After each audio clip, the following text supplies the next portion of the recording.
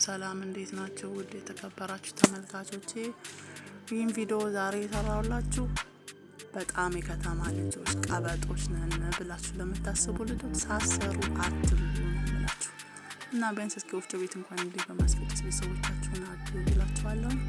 ይህን ቪዲዮ እያያችሁ ሰብስክራይብ እና ላይክ ሼር ማድረግን አትርሱ። እወዳችኋለሁኝ እና የሁላችሁን የወፍጮ ቤት እያስፈጨሁኝ እና ይህን ቪዲዮ የቀረጽኩት ግን ታምራችሁ ነገር ካሜራው በድብቅ ነበርና በጣም ጥርት ያለ አይደለም። ያው እንደምታውቁት የገጠር ልጅ ነኝ። አንዱ አፍንጫዬን ወይም ጥርሴን ቢያረግፍ ብዬ በሰቀቀን ወስቀምጬ ነበርና ትንሽ መጨረሻ ላይ እያስፈጨሁኝ ያለ የቀረጽኩት ይሻላል። ይሁት እዚህ ጋር ማለት ነው። እዚህ ጋር እያስፈጨሁኝ ነበር። እንደምታዩት እያራገፍኩ ነው ማለት ነው እና መጨረሻ ላይ ውጤቱን ታዩታላችሁ።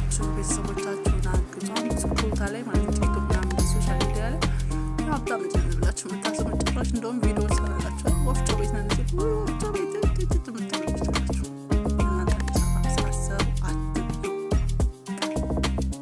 እኔን ብታውኝማ እዚህ ጋር መጨረሻ ላይ ስቃችሁ አትጨርሱ። 24 ሰዓት ይበቃችሁ። እንዴት ምን እንደመሰልኩ ራሴ እኔ ውስጥ ገብቼ ትፍጭ ያክል ነው።